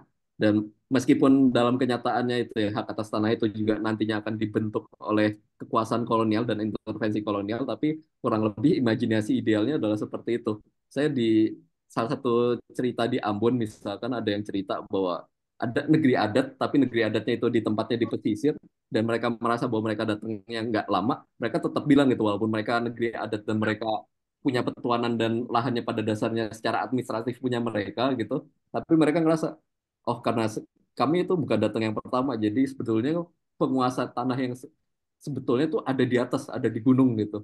Jadi sebenarnya selalu mereka ngebayangin bahwa yang paling punya kekuatan itu adalah yang paling pertama datang dan biasanya itu dirujuk ke orang-orang gunung gitu. Jadi kurang lebih ya saya nggak tahu mungkin udah agak terlalu ngelantur tapi kalau untuk menjawab tadi pertanyaan dari Mas Tri adalah sejarahnya ditarik kemana? Ditarik ke asal usul karena kalau kita bicara tentang sejarah Seram semua selalu dimulai dari asal usul. Thank you, Ger.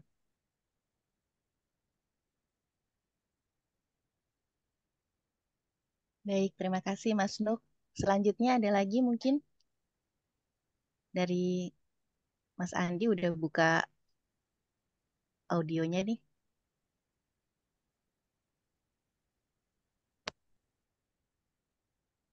Buka. Oke, sekalian aja deh kalau disetuju.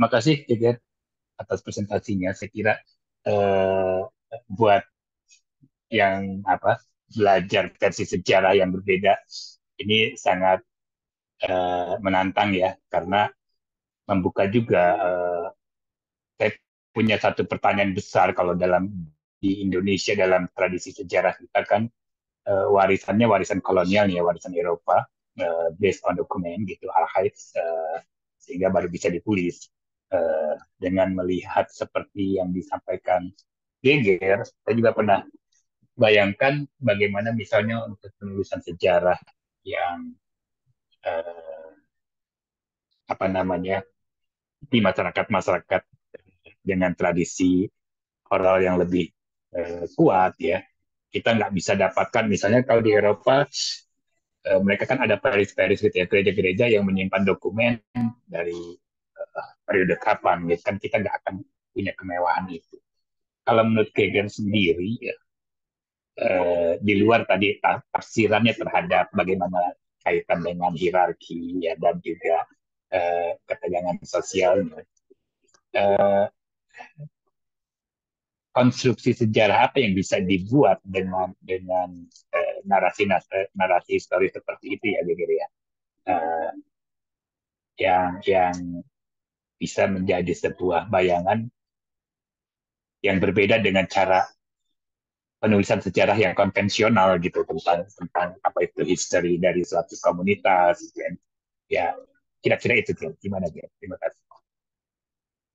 Iya, makasih ya. Ini pertanyaan yang sangat sulit ya. Dan saya sendiri sih itu ya, sebetulnya merasa tertarik dengan apa yang saya alamin dan sebetulnya lebih itu sebetulnya cukup sering itu terjadi dan saya dengar ketika saya ada di Seram gitu. Saya kan di Seram sebetulnya cukup lama ya dari 2015. Eh, biasanya saya fieldwork itu berbulan-bulan gitu kan. Pertama 2015 itu 3 bulan, terus kemudian 2018 2019 itu 8 bulan, selanjutnya 2022 habis pandemi 2 bulan, Terus terakhir tahun ini masih sempat datang gitu sekitar 10 hari ke Seram. Dan satu hal yang cukup menarik gitu saya bisa ingat gitu dari ungkapan mereka terkait sejarah adalah mereka punya semacam obsesi akan ditulisnya sejarah mereka gitu.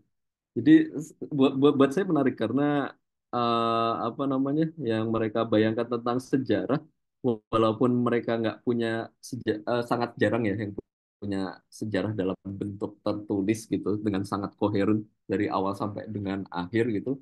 Tapi mereka mendambakan bahwa akan ada buku dan buku ini seringkali disebut sebagai buku tembaga gitu kan. Dan buku tembaga ini juga narasinya ada di Ternate dan di beberapa daerah Maluku Utara lainnya. Jadi mereka mendambakan ada buku yang bisa mencatat semua sejarah mereka. Jadi kenapa sekarang ini sejarah sangat kacau buat mereka karena nggak ada yang mencatat. Jadi ada semacam sebuah obsesi bahwa akan pencatatan gitu karena mereka saat ini ngerasa sangat kekurangan pencatatan. Jadi yang kemudian hal menarik lainnya adalah karena kurangnya pencatatan ini sementara kalau kita bicara tentang ya klaim-klaim atas tanah atas sumber daya itu sangat berdasar pada sejarah, seringkali mereka kemudian jadi apa ya scraping semua catatan tertulis yang bisa mereka punya ketika sebuah konflik atau sebuah ketegangan terjadi. Dan salah satu contohnya itu ada biasanya kalau ada persengketaan atas hak tanah, khususnya tapal batas gitu, batas-batas antar kampung.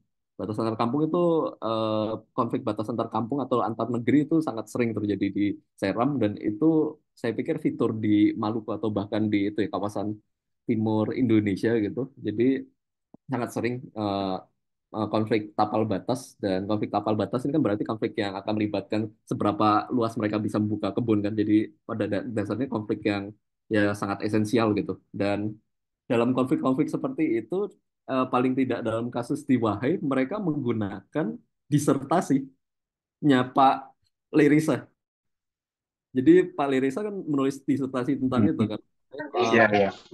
atau Halmahera kan dan salah satu Hmm. tempat jadi fokus dari studinya itu seram seram pasir dan itu sebenarnya merujuk ke Seram Timur dan juga ada beberapa daerah yang dikajinya itu di daerah Seram Utara dan ada kajian yang cukup ekstensif satu bab dari Pak Leiresa itu tentang apa namanya tentang Seram tentang Wahai memang jadi mereka sangat sering menggunakan disertasi itu untuk menegaskan klaim mereka atas itu atas teritori mereka gitu jadi yang yang menarik buat saya sih buat mereka ya paling nggak kalau saya mau mengartikulasikan dari sisi mereka mereka itu sangat menginginkan sejarah itu ditulis dan buat mereka kenapa saat ini sejarah sangat banyak di itu sangat sangat sejarah sangat sangat itu ya sangat diperdebatkan itu dalam konteks Maluku karena pada saat ini nggak ada sejarah yang tertulis dan mereka selalu merujuknya ke itu apa nih coba kita itu menulis sejarah seperti di Jawa gitu kan atau wah sejarah yang tertulisnya itu ada tapi di Leiden di Belanda gitu kan disimpan sama orang Belanda atau disimpan sama gereja gitu kan kalau misalkan orangnya itu orang Muslim gitu dan ngerasa nggak punya akses ke gereja kan tentu aja kalau kita bicara kelompok Muslim wah ini disimpannya sama orang Kristen disimpan di gereja gitu kan jadinya ya itu ya apa namanya saya sendiri merasa nggak bisa itu nggak cukup kapal menjawab menjawab pertanyaan lo tapi kalau apa namanya bisa kalau gue bisa menanggapi dengan dinamika yang Iya. berkembang di antara mereka ada semacam obsesi terhadap sejarah tertulis gitu di dalam konteks di mana sejarah itu selalu lisan ya Dan lebih kompleks ya problemnya ya ternyata. Hmm. iya. Ya, makasih Geger ya. Mm. Baik, terima kasih. Ada lagi kah yang mau bertanya? Boleh, boleh ikut. Ibu Murti, silakan.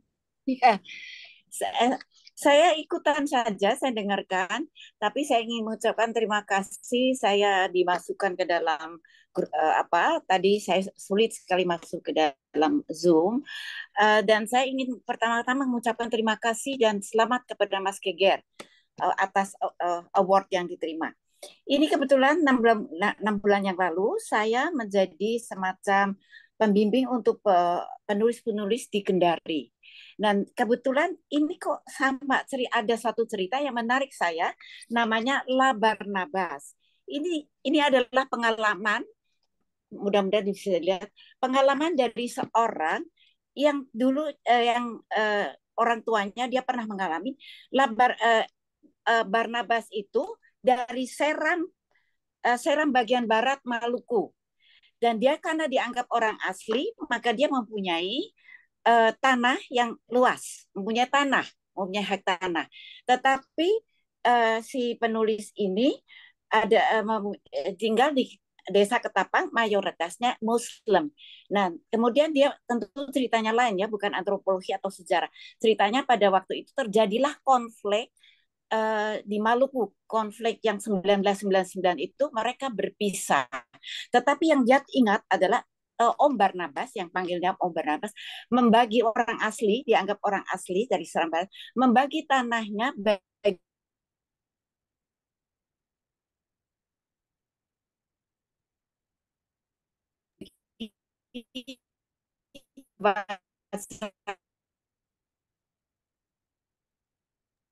Lalu Bu Murti, Iya, Ibu terpotong. Murti suaranya tidak jelas, mungkin bisa di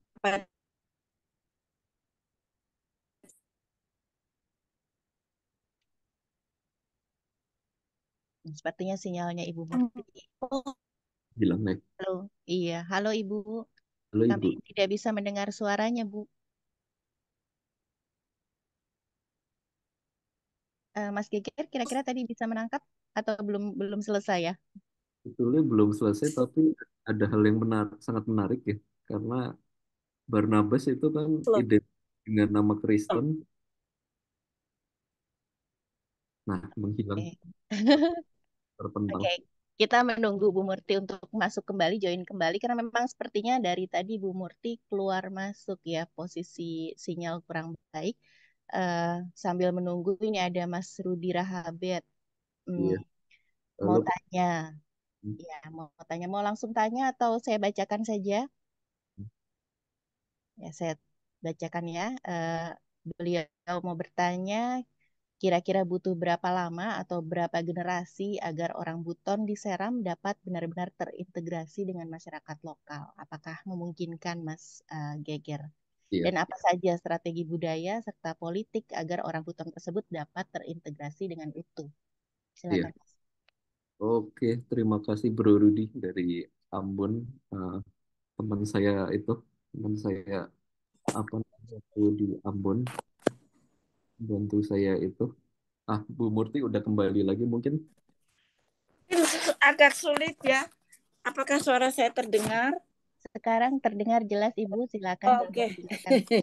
Iya, saya agak gaptek. Ini bagaimana? Ya itu saya hanya berbagi bahwa cerita anak itu penting juga. Jadi saya mengikuti ini karena untuk belajar ternyata cerita anak itu ada. Jadi bisa dipercaya dan bisa dikaitkan dengan mungkin cerita rakyatnya itu. Itu saja, itu saja. Saya tidak kompeten untuk bicara tentang sejarah. Baik, terima kasih. Ibu Murti tadi judulnya La Barnabas ya bukunya. Ya, La Barnabas. Tapi dia orang Seram, Ya. Seram baru saja terbit. Seram Ya. bagian barat, daerah Ya. Desa Loki. Ya, Lalu ya. lagi daerah Desa Ketapang, satu Kristen, satu Islam. Tapi Ya. mereka pisah karena konflik itu saja. Tetapi kalau enggak, mereka sangat rukun. Tetapi yang saya suka, yang saya hubungkan adalah mereka orang asli itu mempunyai hak tanah dan dibagi kepada orang yang datang dari Wakatobi. Ya, ini bukunya menarik banget sebetulnya Bu. Maksudnya buat orang yang melakukan penelitian tentang itu ya, orang Buton di Maluku. Ini Kang Deddy juga langsung berkomentar karena langsung tertarik dengan bukunya. Jadi ini dari kementerian, tidak boleh dibeli, tapi mungkin bisa saya mintakan Kementerian Pendidikan. Iya. Dari Badan Bahasa Kendari, waktu itu saya diundang datang ke sana untuk membimbing dan memilih cerita-cerita dari pengarang di sana yang bagus begitu. Hmm. Iya, maksudnya kata La Barnabas itu sendiri buat orang yang mengerti konteks budayanya itu sangat menarik karena apa namanya La itu nama yang ada di depan nama beberapa itu ya kelompok etnis di Buton, Muna dan kemudian Buton, kemudian orang-orang Makassar gitu. Jadi ada depannya dimasukkan La dan itu juga berarti mereka Muslim. Kemudian nama keduanya Barnabas itu kan nama Iya, Kristen ya. ya, Jadi judulnya itu sendiri udah langsung apa namanya bikin saya wah cukup cukup kaget gitu dan tadi premisnya Bu Murti ceritakan kan dikasih lahan gitu oleh orang-orang lokal itu juga hal yang ya, cukup dan karena itu hal yang praktek yang ya berlangsung tapi saat ini juga mungkin udah semakin berkurang ya karena semakin ya, banyaknya ya. penduduk Karena di Seram tapi pengarang kebetulan ya Muslim lulusan.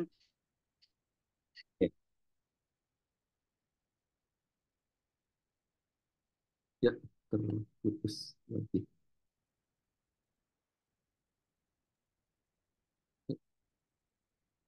Ya, sinyal lagi sepertinya Mas Geger. Mungkin bisa lanjut ke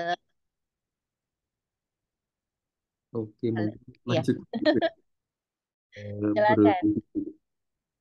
Oke, saya akan hmm, bentar lagi mungkin Bu Murti akan berpental ini. Oke, saya coba lanjut ke itu dulu ya. Bu Murti kalau dengar ini, saya akan coba lanjut ke itu pertanyaannya Rudi Rahabiat dulu. Teman saya dari Ambon, kebetulan sekarang jadi pendeta di Ambon. Jadi dari Ambon, dari Bro Rudi, saya dapat pertanyaan.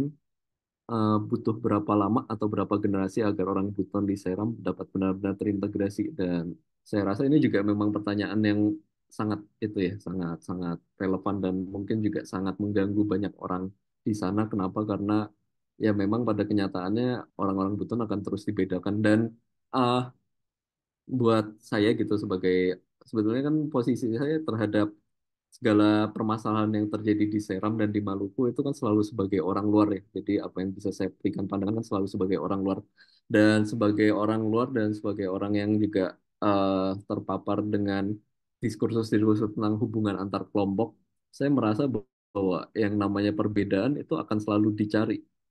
Yang namanya perbedaan itu akan selalu dicari dan akan selalu diciptakan ulang. Sehingga walaupun kita bicara dalam situasi beberapa generasi lagi gitu, misalkan orang-orang udah lebih terintegrasi, udah lebih terikat gitu dengan tanahnya, dengan pekerjaan di tempat lokalnya. Tapi saya cukup yakin bahwa yang namanya identitas yang udah lama misalkan terpendam itu juga tetap bisa digali lagi sehingga memang ketika saya harus menjawab pertanyaan ini sangat tricky dan saya nggak bisa menjawab dengan nada yang itu ya sangat optimistis gitu. Karena perbedaan itu akan selalu dicari dalam berbagai masyarakat gitu. Ketika orang itu harus membedakan satu sama lain dan perbedaan itu kan kemudian penting biasanya untuk melakukan klaim untuk mengambil akses gitu. Jadi saya curiga bahwa perbedaan ini nggak akan benar-benar bisa betul-betul menghilang. Tapi dan ini sisi ironisnya adalah kalau kita bicara terkait itu ya, terkait teman-teman Buton yang ada di Maluku, mereka itu lebih Maluku ketimbang Buton gitu. Jadi yang saya tahu gitu dari orang-orang di itu orang-orang Buton di Maluku banyak yang udah nggak bisa berbicara bahasa nggak bisa berbicara bahasa Buton lagi, khususnya generasi-generasi yang udah mungkin sekarang generasinya orang kuliah ya, generasinya anak kuliah sekarang itu udah nggak anak kuliah dan baru mulai bekerja sekarang itu udah nggak bisa bahasa Buton lagi. Beberapa kampung itu bahkan emang udah nggak bisa bahasa Buton lagi. Dan kemudian kalau bicara dengan orang gitu, orang lain gitu di apa namanya lagi main game online gitu dan ketika main game online kan ketemu player lainnya kan player-player dari seluruh Indonesia mereka akan bilang bahwa saya orang Ambon gitu kita dari Ambon gitu jadi eh, jadi situasinya adalah ketika mereka harus menjadi Buton mereka nggak bisa karena mereka udah jadi Maluku ketika mereka harus jadi Maluku mereka nggak bisa karena mereka akan selalu dilihat sebagai orang Buton jadi ini adalah situasi yang ya sangat itu ya sangat sangat ambigu gitu buat mereka dan saya cukup yakin juga akan sangat menyiksa dan dengan sangat maksudnya saya juga itu ya sangat sangat prihatin juga. Dengan sangat prihatin saya juga mesti bilang bahwa perbedaan bahwa mereka itu adalah orang yang lain itu akan selalu dicari dalam berbagai kesempatan, mau di sekarang maupun itu di masa depan. Tapi buat saya ya tetap aja yang perlu dilakukan ya gimana caranya agar perbedaan ini nggak menjadi potensi bahaya ke depannya lah. Karena kalau kita bicara terkait konflik 1999 sampai 2002 itu, buat banyak orang Maluku sampai dengan hari ini itu adalah konflik yang sangat mengerikan. Dan sampai dengan hari ini saya selalu menangkap gitu perasaan bahwa mereka itu nggak percaya, orang-orang itu nggak percaya bahwa sekarang itu akhirnya damai gitu. Jadi saya pikir juga salah satu kondisi yang berusaha untuk diwujudkan oleh sebagian besar gitu, bahkan hampir semua oleh orang-orang yang di Maluku sekarang adalah kondisi yang ya mereka menemukan keseimbangan gitu dalam hubungan satu sama lain. Jadi berusaha untuk menghindari konflik dan ya meskipun nggak bersatu, tapi paling nggak mereka bisa menemukan semacam titik keseimbangan.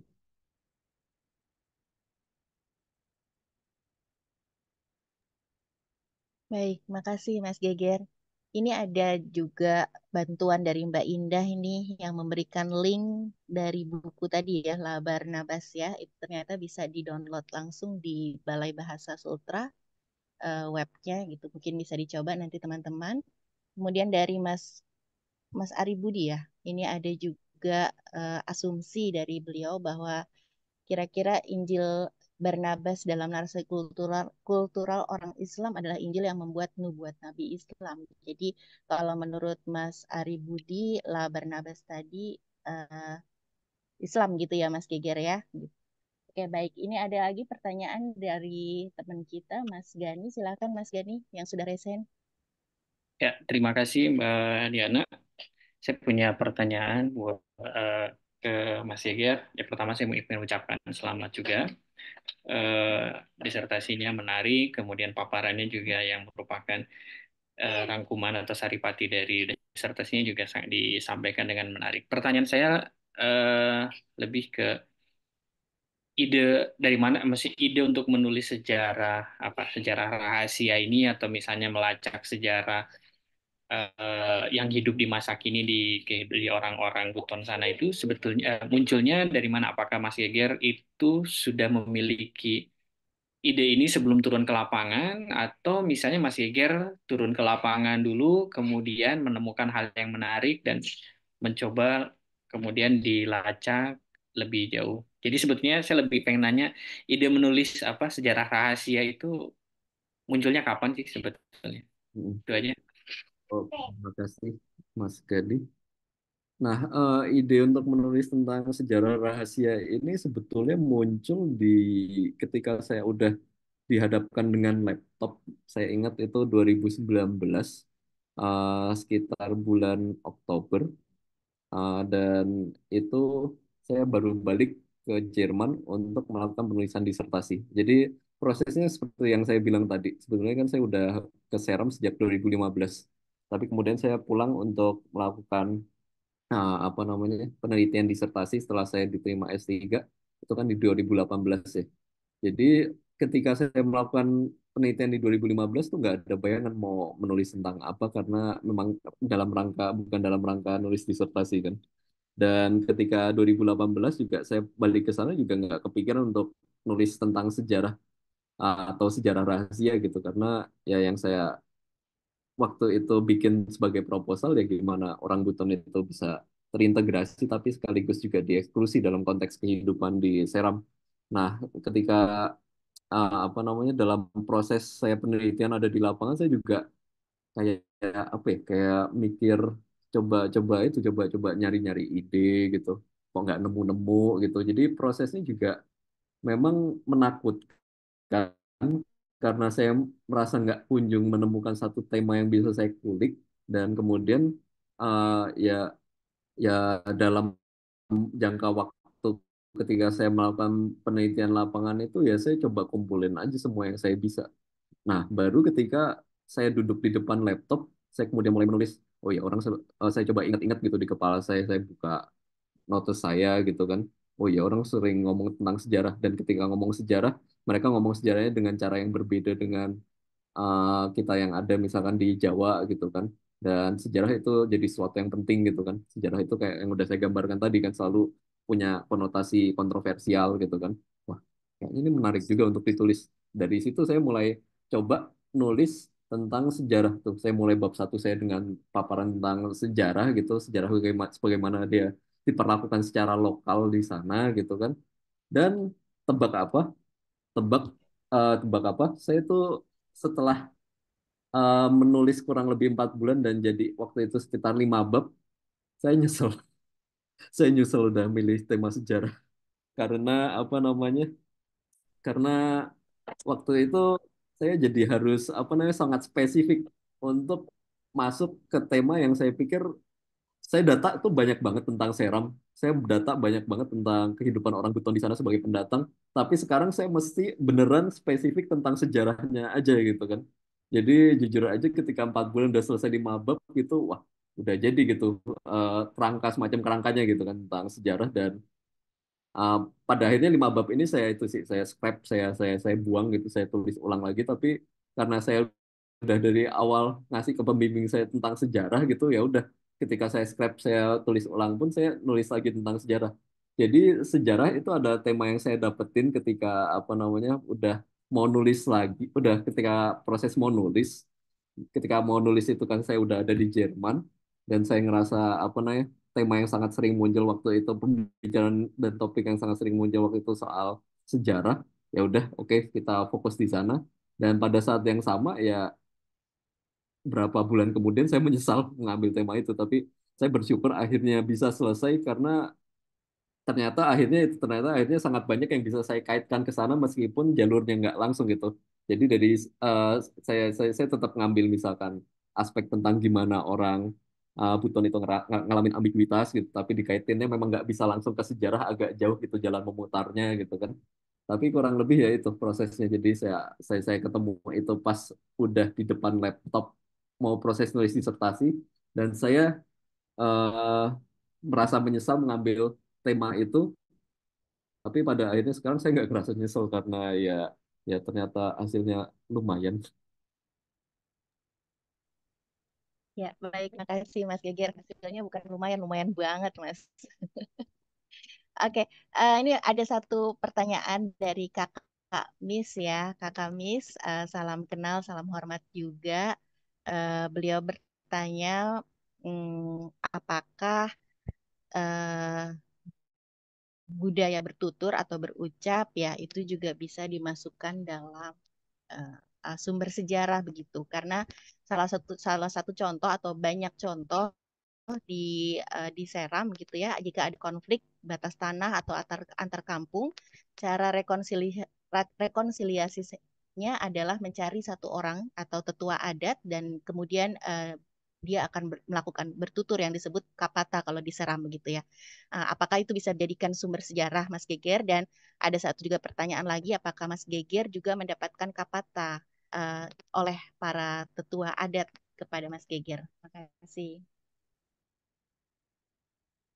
Lalu terima kasih Kak Mis. Eh, ini pertanyaan yang sangat relevan ya untuk penelitian yang saya lakukan ini dan eh, sejujurnya apa yang saya lakukan itu sebagai maksudnya saya kan masuk kemudian ke Maluku sebagai antropolog ya sebagai orang yang mau melakukan studi antropologi mencoba menyusun disertasi tentang antropologi dan yang saya lakukan untuk mengambil sejarahnya itu memang kemudian melakukan wawancara dengan orang tua-tua dan kemudian orang yang terlibat dalam pendirian dalam dalam kalau dibicara di Maluku kan berarti siapa yang menanam pohon di tempat-tempat tertentu jadi memang kemudian sangat sangat itu kalau kita bicara tentang gimana sejarah itu dilakukan atau ditulis dalam konteks keseharian kan fungsinya memang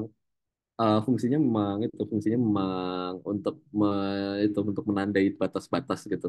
Dan dalam konteks ini sebetulnya sangat penting ya karena memang nggak ada catatan, ya memang mau nggak mau sumbernya adalah lisan dan buat saya sumber lisan itu bukan sumber yang dengan sendirinya lebih inferior karena memang kalau kita bicara dalam konteks di sana gitu kan dalam konteks di Seram, ya memang yang akan dipakai itu adalah sumber-sumber lisan. Dan kalaupun memang nggak bisa dari satu, kita kemudian bisa juga menghadirkan dari beberapa sumber yang ada gitu kan. Jadi misalkan ketika kita merasa dari satu sumber itu terlalu apa namanya terlalu berpihak ke satu marga atau terlalu berpihak ke satu kelompok gitu kan atau terlalu berpihak ke satu individu, kita pada saat yang sama bisa menghadirkan sumber yang lain, dan itu yang sangat biasa saya lakukan dalam pendekatan antropologi, karena khususnya ini akan sangat menguntungkan ketika kita butuh untuk melakukan penelitian di area-area yang memang nggak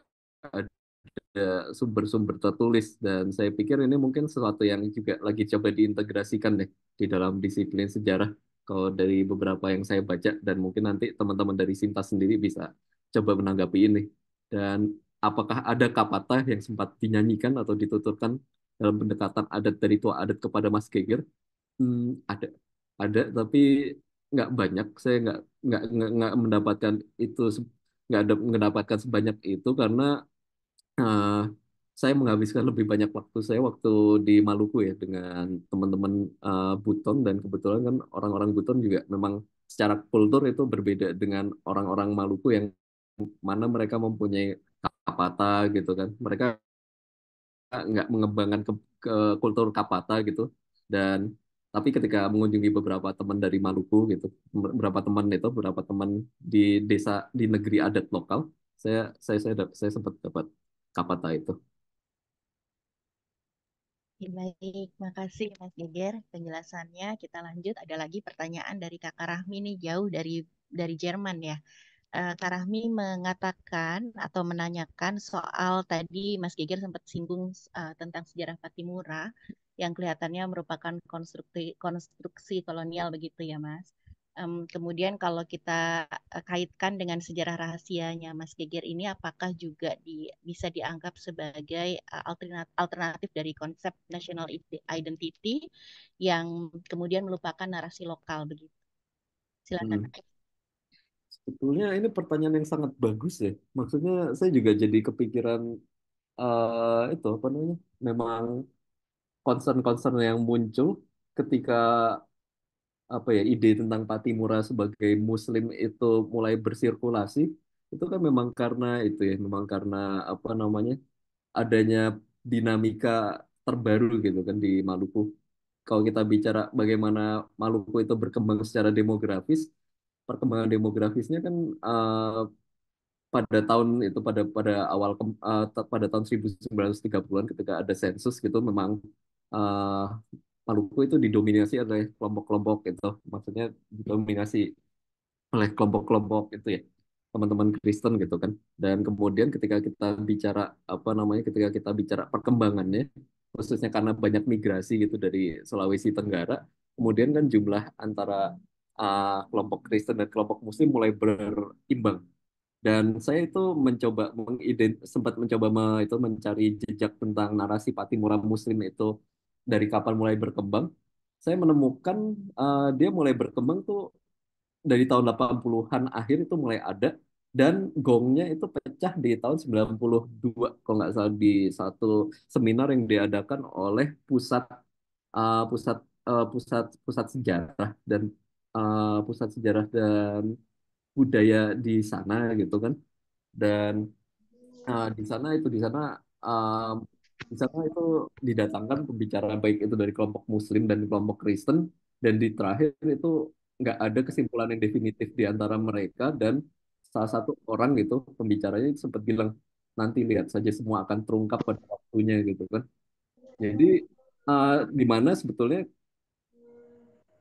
waktu daripada kemunculan narasi ini itu beriringan dengan waktu itu jumlah jumlah jumlah jumlah komposisi demografinya sudah mulai tilting toward ke kelompok Muslim gitu. Jadi sekarang kalau kita bicara jumlah, kalau nggak salah itu secara demografis 52% Maluku itu Muslim, 80-80% itu kalau nggak salah Kristen. Jadi kita bisa melihat bahwa apa namanya munculnya narasi itu sebenarnya juga muncul sebagai upaya itu ya, upaya untuk apa namanya menandingi konstruksi yang udah ada pada zaman dulu tentang Patimura.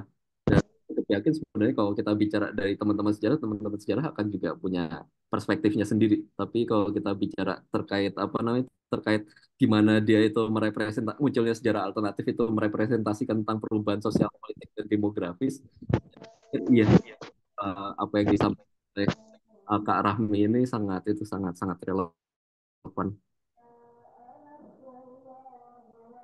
Baik, terima kasih. Aku rasa satu lagi pertanyaan ya. Ini kebetulan sudah ada yang raise hand dari Kak Darmawati Abdullah. Silakan.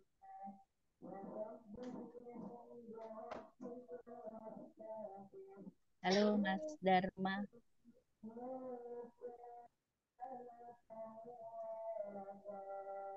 Halo Mas Darmawati Abdullah, Kak Darmawati.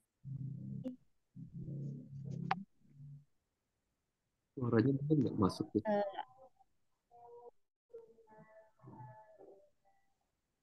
Oke. Boleh saya menambahkan sedikit kalau suara mengenai buku tadi karena sudah diberikan link ya. Ya. Ya. Ini ada sedikit ringkasan cerita ditulis di belakang ini. Barnabas adalah seorang lelaki Nasrani berdarah Maluku.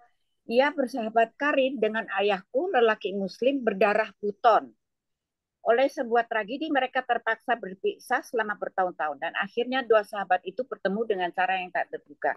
Jadi ini buku ini ada relevansinya dengan cerita tadi dari Maluku dan dari Buton ya. Itu saja supaya barangkali ada yang ingin mendownload atau membaca bukunya silahkan. Baik, terima kasih itu saja.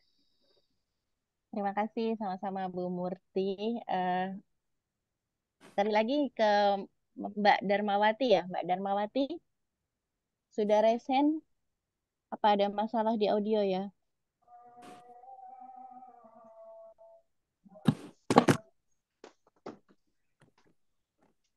Tidak mau bertanya.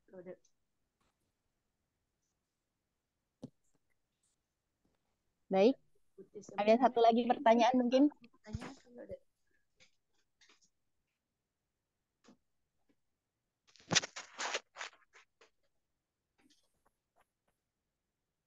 Mas Geger, ini mungkin nanyanya nggak ini ya. Kalau di Ambon itu kan atau di Maluku tuh ada Majelis Latupati begitu ya Mas Geger ya, yang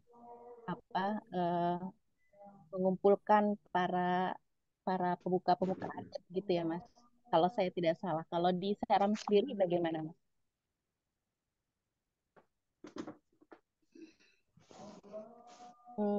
Mas mute.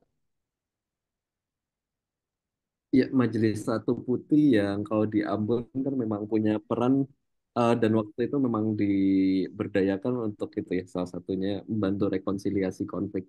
Nah, apa itu ada di Seram? Nah, saya bisa bilang memang nggak ada sih, memang nggak ada gitu kan. Kalau yang mencakup satu Seram ya, bahkan ketika saya bicara untuk lokasi tertentu aja gitu, Seram Utara pun nggak ada. Tapi seingat saya waktu itu memang ada sempat acara kumpul raja-raja dan itu biasanya memang diadakan kalau ada acara-acara genting yang terjadi misalkan di Seram Utara waktu itu dikumpulkan untuk menyikapi banyaknya datang itu sih banyaknya datang waktu itu pengungsi dari Ambon waktu itu konteksnya konflik dan kemudian banyak yang terdisplace mereka terdisplace kemudian masuk ke Seram dan kemudian raja-raja berkumpul dan waktu itu ya muncul beberapa itu opsi untuk bagaimana menangani pengungsi internal ini. Jadi untuk menjawab secara singkat ya nggak ada badan yang secara itu ya nggak ada badan yang rutin dan ada setiap saat gitu untuk menangani masalah-masalah governance di lintas kampung gitu. Jadi governance itu memang efektifnya adalah pada tingkatan kampung. Ya, oke. Ya, baik. Terima kasih Mas Geger. Saya rasa sudah cukup pertanyaannya. Apakah masih ada satu lagi saya buka sebelum azan maghrib berkumandang? Sudah? Sudah cukup. Baik, sebelum saya mengakhiri ya di penghujung acara, mungkin saya sedikit sedikit memberikan informasi tentang bahwa penyelenggaraan Party History di volume 17 ini diselenggarakan oleh Sejarah Lintas Batas. Asosiasi Sejarah Lintas Batas atau SINTAS merupakan himpunan pegiat sejarah dari berbagai latar belakang yang punya cita-cita ingin secara bersama-sama melakukan inovasi-inovasi untuk menguatkan kesadaran sejarah baik dalam keilmuan maupun dalam terapan. SINTAS berupaya menjembatani masyarakat akademik dan juga publik, menerabas sekat-sekat keilmuan, kotak-kotak keahlian, cara-cara lama demi menciptakan keluasan baru dengan kesadaran sejarah sebagai benang merah. Buat teman-teman yang mungkin berminat untuk bergabung dalam Asosiasi Sejarah Lintas Batas, boleh mengklik website kami di sejarahlintasbatas.org. Di situ ada kolom pendaftaran anggota. Silakan untuk bergabung. Kami nantikan teman-teman menjadi anggota SINTAS supaya semakin banyak dan semakin kuat keilmuan sejarah kita. Baik, sudah tidak ada. Saya rasa diakhiri dengan terima kasih dari Mas Agung dan juga teman-teman. Saya juga mengucapkan terima kasih selaku moderator pada sore hari ini, Mas Gege Rianto. Menarik sekali bahasannya tadi, sejarah-sejarah rahasia, sangat membuka pandang kita ya tentang keilmuan sejarah di sisi lain alternatif begitu. Baik, saya akhiri kesempatan pertemuan kita pada sore hari ini. Sampai jumpa lagi pada acara-acara Party History berikutnya. Terima kasih, selamat sore. Assalamualaikum warahmatullahi wabarakatuh.